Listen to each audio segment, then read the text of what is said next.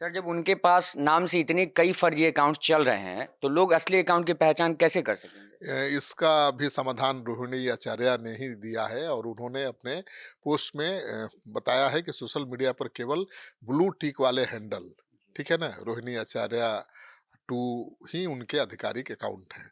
बाकी सभी अकाउंट फर्जी हैं और लोगों से सावधान रहने की अपील की है। रोहिणी ने यह भी कहा है कि फर्जी अकाउंट चलाने वालों की पहचान कर ली गई है और इस पूरे मामले में बिहार पुलिस के साइबर सेल को शिकायत सौंप दी गई है। पुलिस अधिकारियों ने उचित कार्रवाई का आश्वासन दिया है। रोहिणी आचार्य सिंगापुर में रहती हैं, लेकिन बिहार और देश की स्थिति पर हमेशा पैनी नजर बनाए रखती हैं।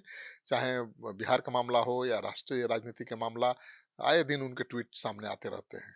राजनीति पर आए दिन उनके पोस्ट सामने आते रहते हैं और इस बार अगर उनके फर्जी अकाउंट के जरिए कुछ गलत मैसेज देने की कोशिश की जा रही है तो उसको लेकर भी वो सजग हैं और उन्होंने साइबर क्राइम में शिकायत की है।